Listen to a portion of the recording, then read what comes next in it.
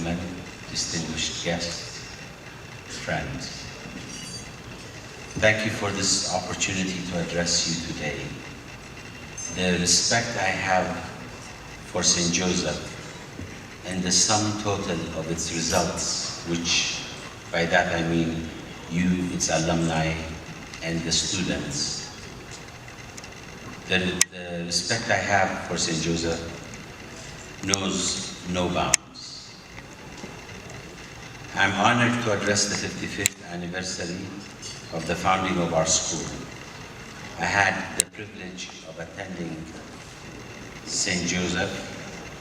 It is here that I learned what Ralph Waldo Emerson meant when he said, "What lies behind us and what lies before us are tiny matters compared to what lies within us." It was at St. Joseph that I developed character, acquired my basic moral compass, and contemplated the numberless dimensions of God. To the students who are here today, it is not only the excellent education and intellectual curiosity that has been instilled in you at St. Joseph's that will serve you well into your future. It is these values and core beliefs that will help you hold fast to your dreams, your integrity, your knowledge of what is just. It is these values that will sustain you in the face of challenges and give you courage to conquer your fears. Being here makes me feel both young and old. As I passed by St. Joseph today, I was flooded with memories of my youth and the time I spent there. I especially remembered the month of September when the school year began. When our class of 74 went to school here, there used to be 2 large soccer fields, and the uncut grass from the preceding rainy season was tall enough to hide under. We ran and we frolicked in the grass. We were filled with hope of what the new year would bring. We buried ourselves in the moment of a textured sun that was at once soft and warm, decidedly kind. The soccer fields are now gone, and alas, global warming has hardened the sun. But just for a moment, the excitement of those years washed over me again. I was once a child and then a teenager. As I now look upon your faces in this hall, I see the spectrum of our lives that spanned the past 5.5 decades.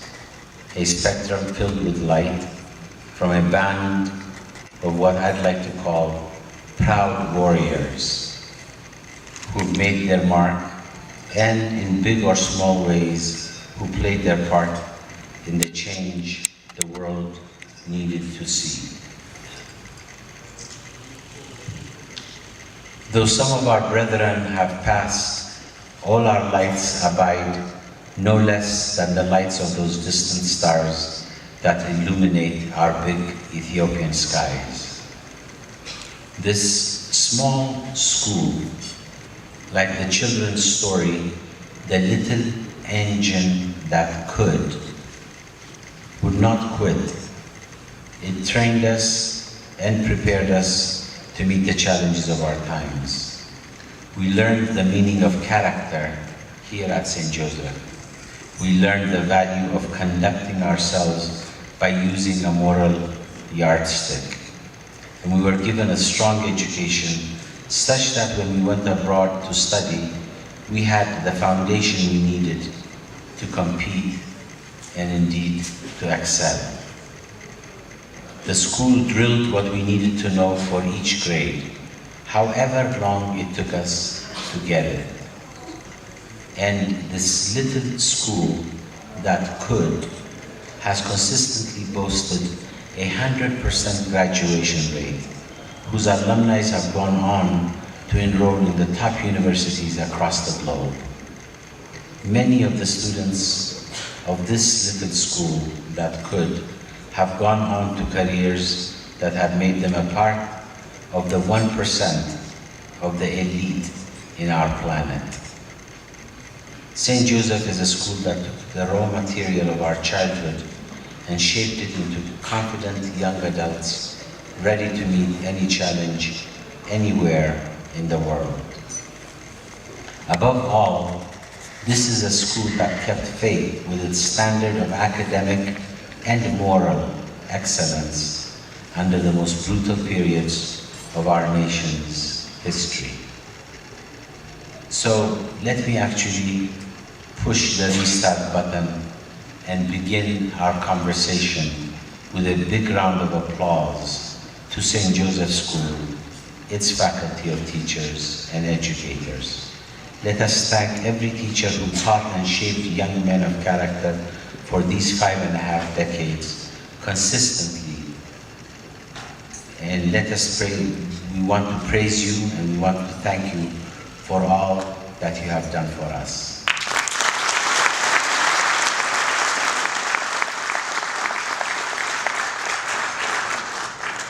There are so many traits that I learned at St. Joseph which served as the foundation of my own life. It was here that the seeds were planted for my intellectual growth. Brother James, I remember, who was a boxer, drilled us like a professional trainer on the need to read. We had color-coded SRS cards that he made sure we mastered. Brother Michael taught us how to diagram a sentence, igniting in me at least the love for the sentence. But perhaps the greatest lesson I learned here was that anything was possible, achievable. Here the spirit of invention was ignited, that pioneering spirit that surpasses being just educated, and that spirit that transports a child into a land of discovery and imagination. I also learned that doing things for others was the best way to do the same thing for yourself. By bringing joy to others, they taught us at St. Joe, we find our joy. The foundation that I received here at St. Joseph shaped me into becoming the person that I am today. Since I left Addis, I studied law, history, international politics, and instead of becoming a practicing attorney in a traditional sense, I specialized in communication satellites, law, and launched the world's first satellite radio service. This system evolved in the United States into the XM satellite radio and gave millions of people access to information and entertainment. My work took me to nearly 80 countries where I saw many faces of humanity, from the poorest, most vulnerable among us to the most powerful and elite.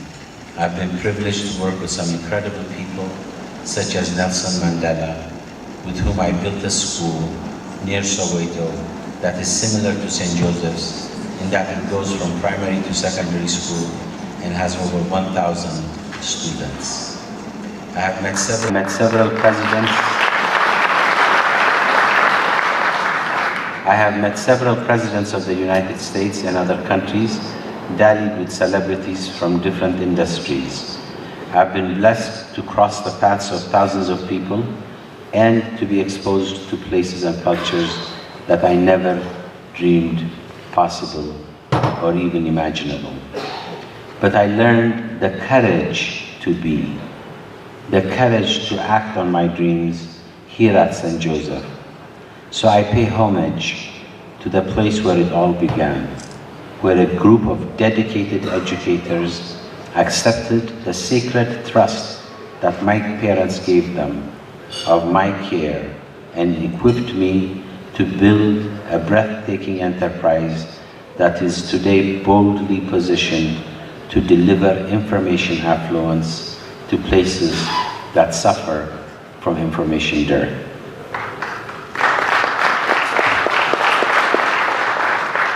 I can tell you that life is not always roses for the warriors of St. Joseph. In my case, for example, I saw the company I built go into bankruptcy during the 2008 global financial crisis. For a while, I was on my knees, despondent. It was then that I had to turn to that inner strength, that moral character to sustain me. There is a saying that I once heard that says, "You never know God is enough until He is all that you have."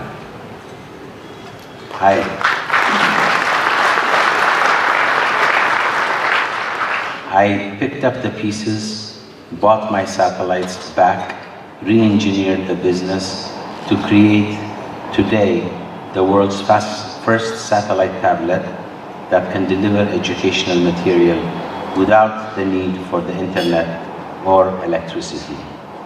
As we like to say in Amharic, courage and smoke always find a way out. That was in Amharic, by the way.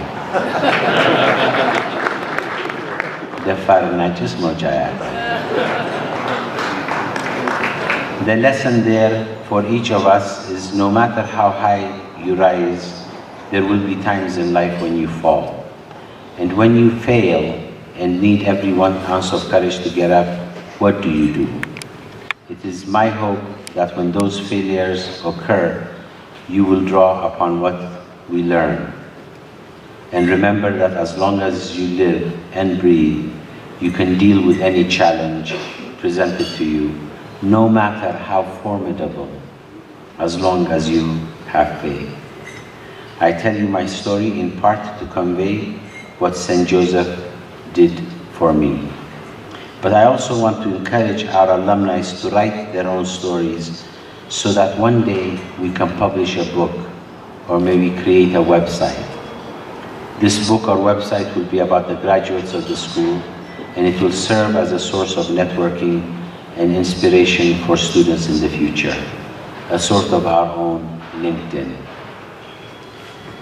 Indeed, the alumni of St. Joseph have done many great things.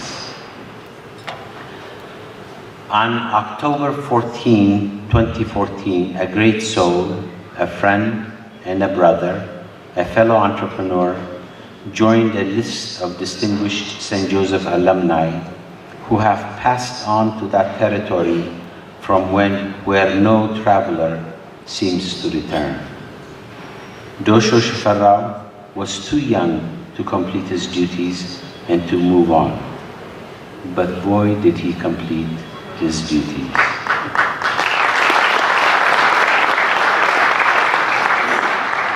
One of his inventions, the Bowflex exercise machine, is today part of most homes or professional gyms. And his invention has generated actually billions of dollars and is used by millions of people as part of their daily routine of exercise. Dosho did that while he was still in college.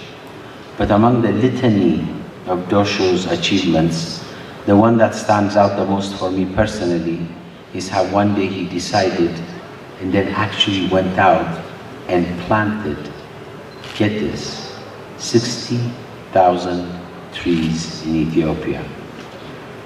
Just imagine, one man doing all that. Dosho is an alumni of St. Joseph, and he would tell you he lived a great life, tempered by a greatness of character, guided by a solid moral compass, driven by a sense of purpose. Dosho is easily a giant among giants. But Dosho would also be the first to attest that the foundation for his amazing life was what he learned at our little school that could. There is no need, and there is no end to what graduates of St. Joseph have contributed to Ethiopia, to Africa, to the world, in many professions. And I'm sure that the best contributions have yet to come. Our expectations from each of you, class of 2015 and beyond, is very high. To those of you who are presently attending St. Joseph's School and are here, you should be so proud to be here. meeting the high academic standards being set for you. Your education is presenting you with a big boost for your future. I would like to talk very briefly and solely to you, the highly promising young people who are students at St. Joseph. I know, having been where you are, that it is not easy. But I also know that no matter what your sojourn here was or is like, you have and are benefiting greatly from this time. Some of you are feeling very proud of your accomplishments, with high expectations and big dreams. Others have limited expectations based on knowing that you could have done better or you can do better if you apply yourself just a little more. And a few of you may have low expectations for what your future will hold, predicated on your past. But no matter what group you are in presently, this is a new beginning that is in store for you. For those who excelled and are excelling, you must continue to strive. For those of you who are just getting by, it's time to apply yourselves. Just know that wherever you are, there is still time for you to rise to the top from where you find yourself today. Today I challenge each and every one of you to dream big, big dreams, and to groom yourselves and to step out into whatever place in this world you deem to be, with the knowledge that between you and God, you can accomplish anything. Will you fail sometimes? Yes. Will you have adversity? Yes. Will you sometimes be frightened? Yes. Will you sometimes be alone? Yes. Will others doubt your ability? Even some members of your family? Absolutely. But do you ever lose sight of those dreams? Do you ever give them up? No, never. If you remember nothing else from what I have shared with you today, remember this: you must listen to your own inner voice and not those of the crowd. Do not judge your own success or failure through the eyes of others, nor should you base your self-worth on what others perceive you to be or not to be. In order to achieve greatness, you must sometimes face standing and being alone. There is a German poet, Rainer Maria Rilke, and he put it thusly: again and again in history, some special people in the crowd wake up. They have no ground in the crowd, and they emerge according to much broader laws. They carry strange customs with them. They demand room for bold actions. The future speaks ruthlessly to them. They save the world. So you can be one of these people. Think about who at the end of the day wears the mantle of greatness. Not that many people. There are some individuals who are great for their contribution to a sport, or to the music industry, or who are famous in one realm or another, and that is one type of greatness. But I'm talking about a different level of greatness. The Gandhi, the Martin Luther King, the Mother Teresa, the Nelson Mandela, Wangari Maathai, John Fitzgerald Kennedy, Pope Francis, that kind of greatness. Will any of you in this audience be among them? That is what you could aspire to be. Those are the people you could emulate. The interesting thing is that there are many great people amongst us today, and were amongst us yesterday, who made and who are making monumental contributions, who are not recognized. People such as the brothers in our school who serve this institution. People who may be in your own families or communities. People such as the healthcare workers who are fighting Ebola in Liberia, Sierra Leone, and Guinea. people who are trying to bring relief in war-stricken countries such as Syria and Iraq, and people who are fighting for justice for those who have no voice. This is a time for you to join the ranks of the great, to fly, to show everyone who you are and what you're about. This is a time for you also to be cognizant of what's going on in the world and for you to determine what your role will be in making it better. How are you going to be of service? How are those dreams of yours going to benefit others outside of you? Will you use your intellect, talent, and energy in any sector you choose, be it science, medicine, technology, law, parenting, and academia, to benefit others?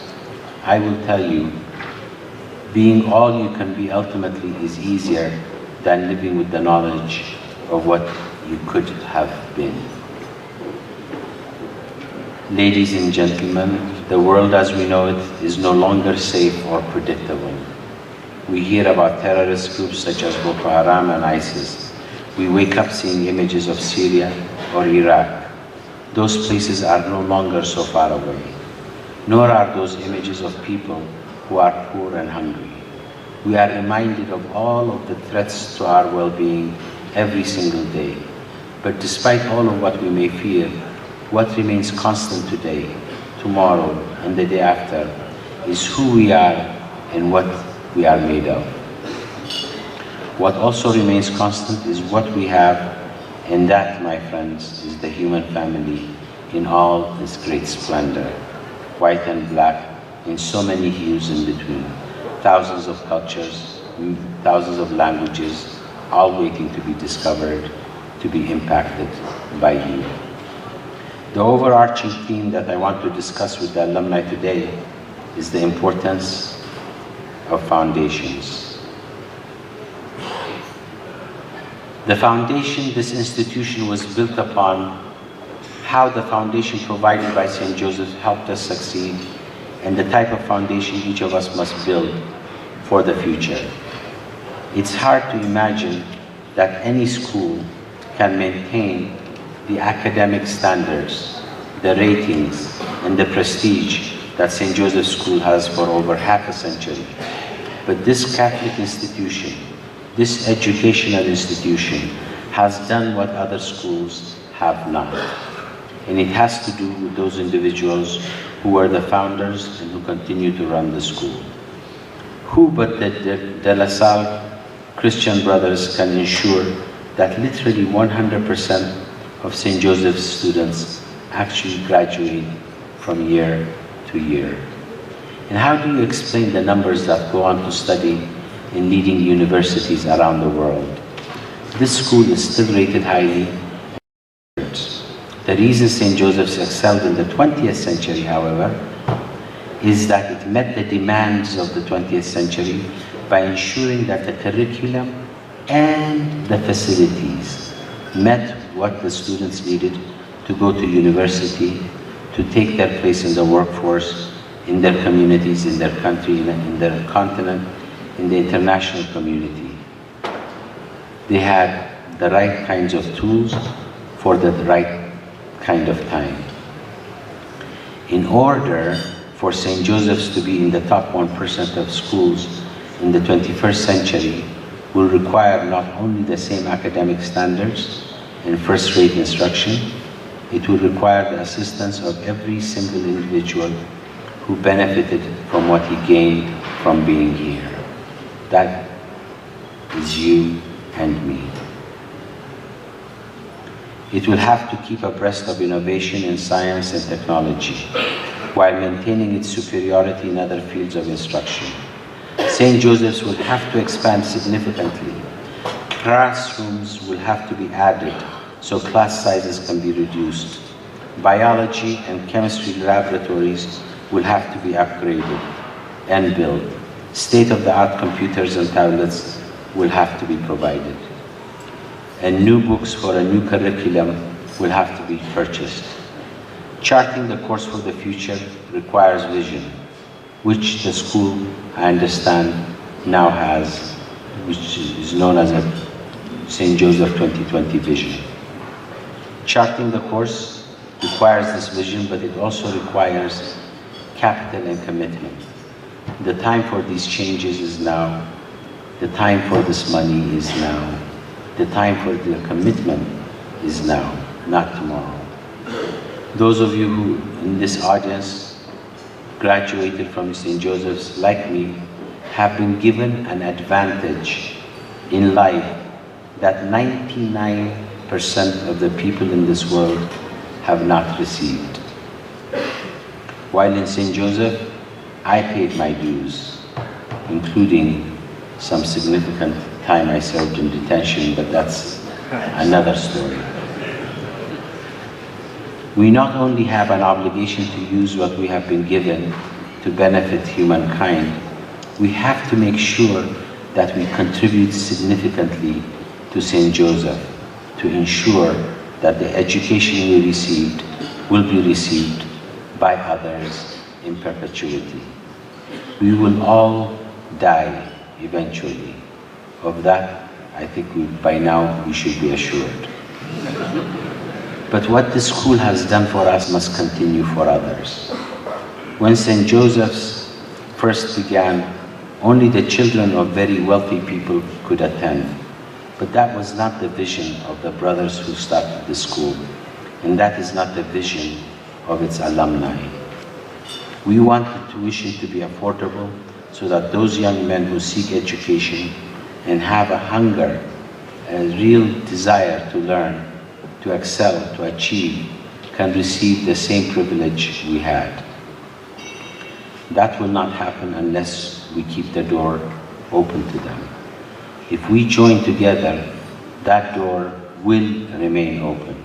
And in doing so, countless of miracles will occur for those who, but for our efforts, would have been shut out.